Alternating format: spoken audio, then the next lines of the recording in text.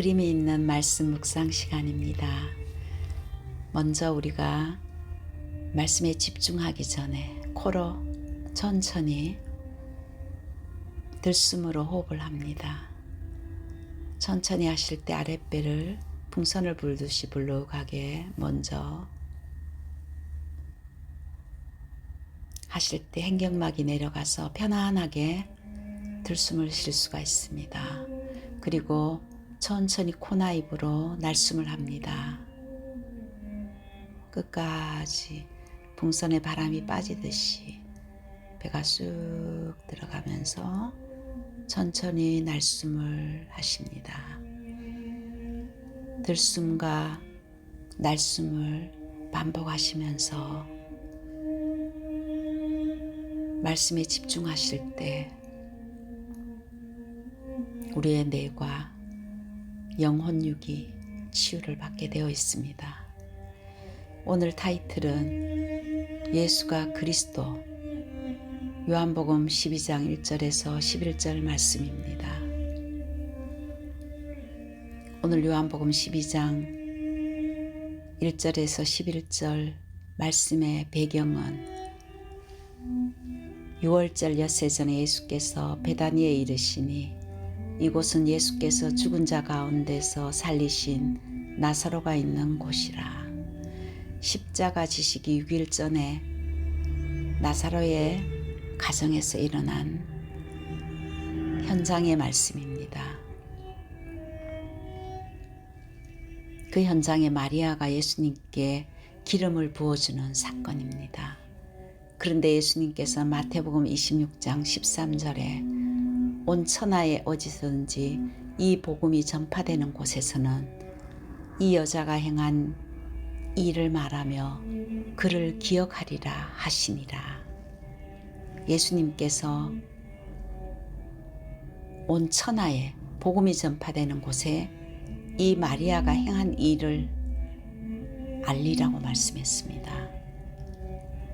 요한복음 12장 3절에 보면은 마리아는 지극히 비싼 향유 곧 순전한 나드 한 근을 가져다가 예수의 발에 붓고 자기 머리털로 그의 발을 닦으니 향유 냄새가 집에 가득하더라 했습니다. 오늘 나사로의 가정에 여러 가지 형태의 사람들이 반응을 하고 있습니다. 예수님이 그리스도라는 이 교회 안에서도 똑같은 일들이 일어나고 있습니다. 마르타 신앙처럼 일 중심으로, 또한 나사로처럼 말씀을 듣고 은혜 받는 갈급한 사람, 또한 유다처럼 세상적인 기준으로 구제운동이 나지 않느냐, 또한 체험하는 신앙, 증거가 없으면 신앙생활을 하지 않는 또한 종교인이 있습니다. 교회는 안에 들어왔지만 예수님을 믿는 것에는 별 상관이 없고 늘 불신앙하는 그런 종교인들과 마지막에 3절에 그리스도를 고백하는 기름을 붓는 마리아의 신앙이 있습니다. 예수님께서 왜 마리아를 이렇게 칭찬하셨을까요? 기름을 부었기 때문에 한 것이 아닙니다. 그가 오직 그리스도를 발견했기 때문에, 오직 그리스도인 것을 알고 예수님께 비싼 향유 곧 순전한 나드 한 근을 가져다가 예수의 발에 붓고 했습니다. 예수가 그리스도인 것을 알고 복음적인 자기의 모든 삶을 드린 그 마리아, 그를 칭찬하신 그 예수님의 그 축복이, 그 마리아가 발견한 그리스도의 비밀이 한 주간 동안도 우리에게 그대로 흘러가기를 기도합니다. 이스라엘은 로마에 속국된 상태였습니다. 지금도 마찬가지입니다. 하나님의 자녀가 거대한 강대국의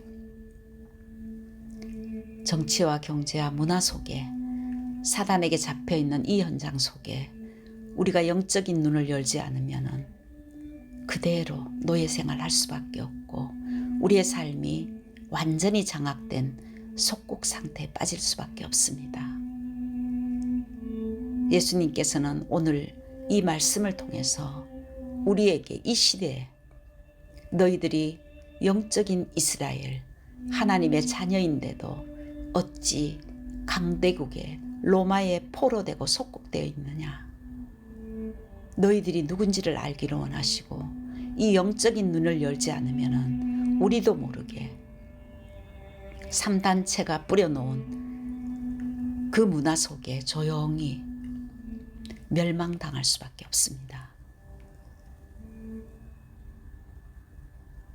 구제운동으로 종교로 현장을 살릴 수 없고 사단에게 잡혀있는 흑암을 깨뜨릴 수가 없습니다. 무엇을 가지고 정복하고 다스릴 것인가? 오늘 본론에는 도대체 무엇이 문제입니까? 영적인 배경을 알지 못하기 때문에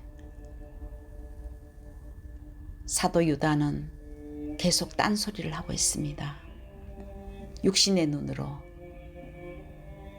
그리스도보다는 다른 것에 관심을 가지고 있는 근원적인 문제를 알지 못하는, 보이지 않는 영적인 배경을 알지 못하는, 여전히 교회 안에서 정말 이 영적인 눈이 열리지 않으면 왜 예수가 그리스도이신지 해답과 결론을 알지 못하고 다니고 있는 종교인들,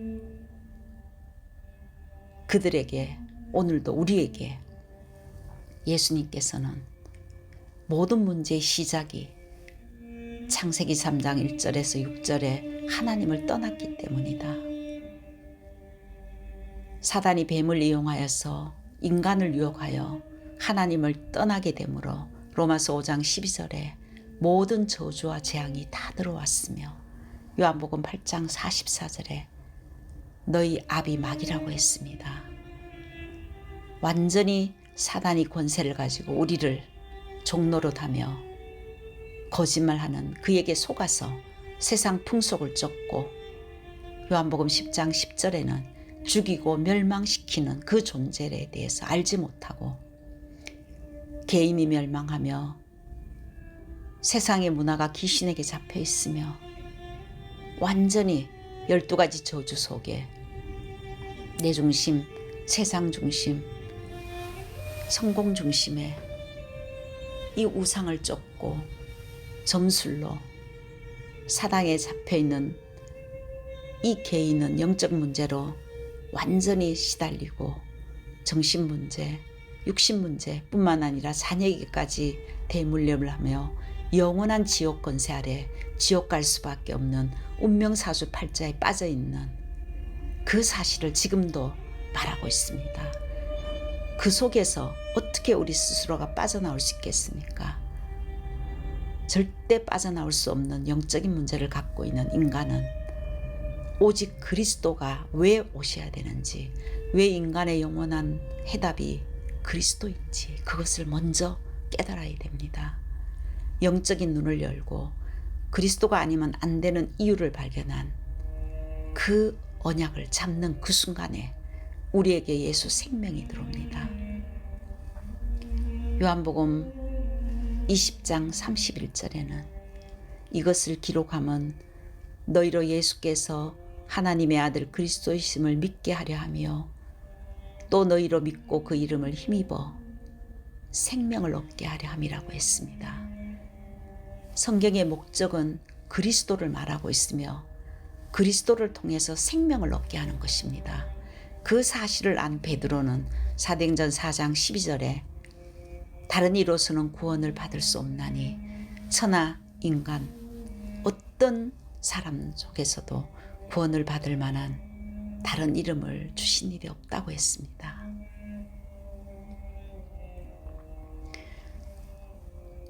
성경의 약속은 창세기 3장에 하나님을 떠난 개인의 멸망, 그곳에서 창세기 3장 15절 여인의 후손으로 사단의 세력을 꺾으신 그리스도를 주셨습니다. 창세기 6장에 네피림 문화에 귀신 문화에 완전히 장악된 그 현장에 창세기 6장 14절에 방주 되신 그리스도, 그 안에 들어오기만 하면 산다는 방주를 우리에게 허락했습니다. 창세기 11장에 세상과 명예 중심으로 바벨탑을 쌓고 있는 그 인간에게, 우상에 완전히 사로잡혀 있는 그 사람에게 창세기 12장 1절에서 3절에 너의 친척 본토 아비 집을 떠나라. 내가 지시할 땅으로 가라. 가나안, 그 현장을 지시했습니다. 그리스도. 그곳에 들어갈 때 너의 모든 과거에서 해방받고 하나님이 함께하는 축복을 누리는 그 복음을 말씀하셨습니다. 예수님이 오셔서 공생애 동안 마태복음 16장 16절에 주는 그리스도시요 살아계신 하나님의 아들이십니다를 고백한 베드로를 예수님은 바요나 시모나 내가 복이 있도다. 이를 내게 알게 하니는 혈육이 아니요 하늘에 계신 내 아버지라고, 하나님께서 너에게 그리스도를 깨닫게 하셨다고 약속하시며 너를 통해서 교회를 세우고 음부의 권세가 이기지 못할 뿐만 아니라 사단이 무너지고 기도응답, 천국 열쇠를 주셨습니다. 그런데 또 오늘 본문 말씀처럼 요한복음 12장 3절에 마리아가 예수가 그리스도이심을 알고 그는 믿음의 고백으로 비싼 옥합을 깨뜨려서 예수님께 기름을 부었습니다. 그랬을 때 예수님께서 온 천하에 어디서든지 이 복음이 전파되는 곳에서는 이 여자가 행한 일을 말하라고 했습니다. 정말 그리스도가 누군지를 알아야 됩니다. 그리스도는 우리의 모든 저주와 재앙을 십자가에서 완전히 해결하신 참 제사장이십니다.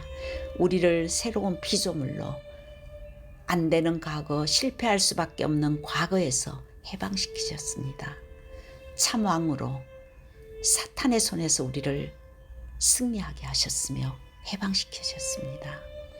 참 선지자로 하나님과 가로막혀 있는 담을 완전히 흐르시고 하나님 만나는 길을 열어주셨습니다. 그래서 예수 믿는 그 순간에 우리 안에 성령 하나님이 우리 속에 들어오셔서 하나님 만나는 길을 여신 그 성령께서 우리를 인도하시고 기도할 때마다 역사하실 뿐만 아니라 육신이 다하는 그날 하나님의 나라에 임할 수 있도록 성령께서 우리의 미래 모든 문제를 해결하셨습니다. 천국의 배경을 가지고 우리는 이제 이 땅에 살아가고 있습니다. 그 그리스도를 요한복음 1장 12절에 영접하는 그 순간 모든 것이 다 끝났습니다. 요한복음 19장 30절에 다 이루었다. 모든 문제를 하나님께서 다 끝내셨습니다. 내 생각으로는 아닌 것 같고 내 경험으로는 그것이 하나님 앞에서는 아무것도 쓸모가 없고 휴지조각입니다. 전능하신 하나님, 창조의 하나님께서 그리스도를 통해서 우리 인간의 모든 문제를 다 해결하셨습니다. 그 사실을 믿는 것이 언약입니다. 그 사실을 믿는 그 순간에 그 언약이 내게 성취되는 것입니다. 그 그리스도를 영접하는 그 순간에 우리의 과거는 십자가에서 완전히 끝났고 우리 안에 새로운 피조물로 성령 하나님이 우리와 함께 하시면서 우리는 신분 권세가 변화되었습니다. 그래서 우리는 이제부터 다 끝내신 그리스도로 새롭게 태어났기 때문에 거기서부터 시작해야 됩니다. 예수가 그리스도, 모든 문제를 이미 끝나셨는데 그렇다면 내게 있는 문제와 사건은 문제와 사건이 아니라 그 안에 하나님의 계획이 있으며 답이 있으며 축복이 들어있습니다. 그것을 찾아내기 위해서 우리는 기도하는 것입니다. 하나님의 보좌의 축복에 있는 그 어마어마한 그 능력을 회복하는 것.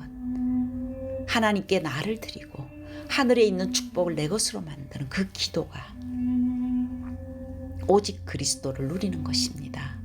정확한 방향을 잡고 시작해야 됩니다. 그래서 마태복음 6장 9절에 예수님은 너희는 이렇게 기도하라. 하늘에 계신 우리 아버지여, 주기도문을 가르쳐 주셨습니다. 그리고 마태복음 6장 33절에 먼저 그의 나라와 그의 의를 구하라. 어떤 것도 문제는 끝났습니다. 하나님의 나라를 이루게 하고 하나님의 뜻이 이루어지게 해달라고 기도하라고 했습니다. 그리하면 모든 것을 다하여 주시겠다고. 사도행전 1장 4절에서 5절에도 마지막 강단에서도 기다려라.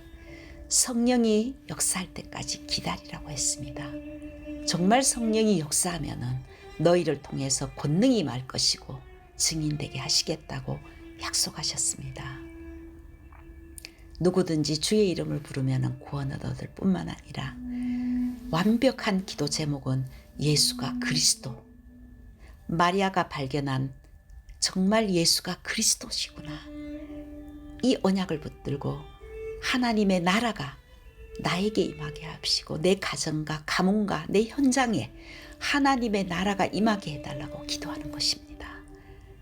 그리고 정말 성령 하나님이 나와 함께 하시는, 성삼위 하나님이 나와 함께 하시는 그 축복이, 그 하늘의 권능이, 보좌의 축복이 내게 임할 때 나를 통해서 초월의 능력과 삶 생명의 축복과 그리고 전무후무한 성령의 역사를 통해서 땅끝까지 증인되겠다고 약속하신 그 언약, 사도행전 1장 1절 3절 8절을 잡고 영원한 언약인 그리스도의 비밀을 누려야 될 줄 믿습니다.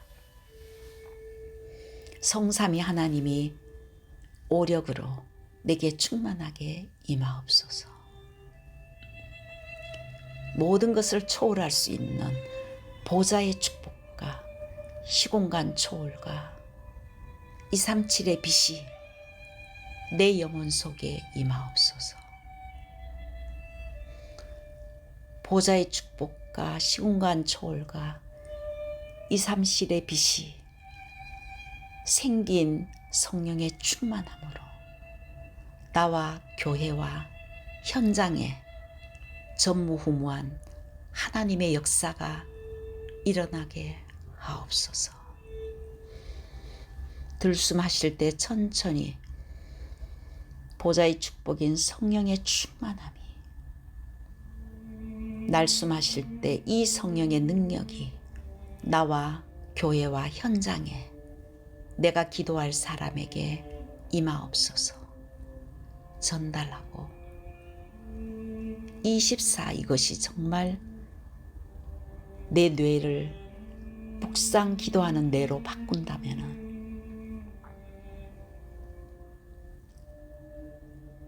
목회자가 살아나며 중직자가 현장을 살리고 렘넌트와 우리의 TCK들이 살아나는 3시대 축복이 25로 하나님의 나라가 임할 줄 믿습니다. 그리할 때 정말 그 축복이 우리의 모든 삶의 영원한 인생 작품으로 나올 줄 믿습니다. 한 주간 동안도 하나님 딴 것 찾지 말게 하시고 완전한 그리스도, 모든 문제를 해결하신 그리스도를 나의 모든 현장과 삶에 바르고, 또한 마리아가 발견한 그 어마어마한 그리스도의 축복의 흐름이 내게 임하여 영원한 인생 작품이 나올 수 있도록 인도하여 주시옵소서. 바울은 빌립보서 3장 8절에 이렇게 고백합니다. 또한 모든 것을 해로 여김은 내 주 그리스도 예수를 아는 지식이 가장 고상하기 때문이라. 내가 그를 위하여 모든 것을 잃어버리고 배설물로 여김은 그리스도를 얻고 하늘과 땅의 모든 권세를 내게 주셨으니 하늘에 있는 것이나 땅에 있는 것이나 땅 아래에 있는 모든 것을 예수의 이름 앞에 무릎 꿇게 하신 만왕의 왕이신 예수 그리스도 그 이름을 24시 모든 곳에서 회복하는 한 주간 되기를 기도합니다.